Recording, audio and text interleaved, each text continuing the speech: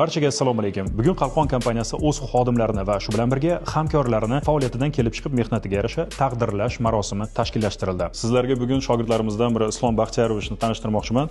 Islom aka, mehnatlaringiz samarasi buni olasiz. Mana guvohnomalar, молодой исследователь. Bugun biz uchun juda ham muhim va faxrli kun. Bu e'tirof oddiy mukofot emas. Bu ishonchni yanada katta natijalar bilan oqlashda harakat qilaman. Keyingi hamkasblarimizdan biri Komiljonov Hamidullo. Ushbu xodimimiz barcha fuqarolardan tushayotgan murojaatlarni o'rganib chiqib, muammolarni professional darajada hal qilib kelgan. Intellektual izlanuvchi guvohnomasi va medal bilan tabriklayman. Mehnatlaringizga rozi bo'ling. Ishonch rag'batlar uchun minnatdorchilik bildiramiz. Kelgusida o'zimiz ustimizda ishlab, o'z hissamizni, mehnatimizni qo'shamiz. To'xtasinov Tohirbek ta'lim sohasida 5 yillik tajribaga ega. Bugungi kunda Tohirbek Qalqon kompaniyasining hujjatlar bilan ishlash bo'limi rahbari bo'lib faoliyat olib bormoqda. Ta'lim sohasidagi fidoyi xizmatlaringiz uchun deb nomlanadi. Mehnatlaringiz uchun katta rahmat. Xuddi shunaqa davom eting. Sizdan umidimiz katta. Mana shu jamoa bizni rag'batlantirdi. Hammaga katta rahmat. Xudo xohlasa harakat qilamiz bor mehnatimiz bilan. O'zbekistonda yanada rivojlantirishi uchun, yoshlarga yanada qulay bo'lishi uchun biz qo'limizdan kelgancha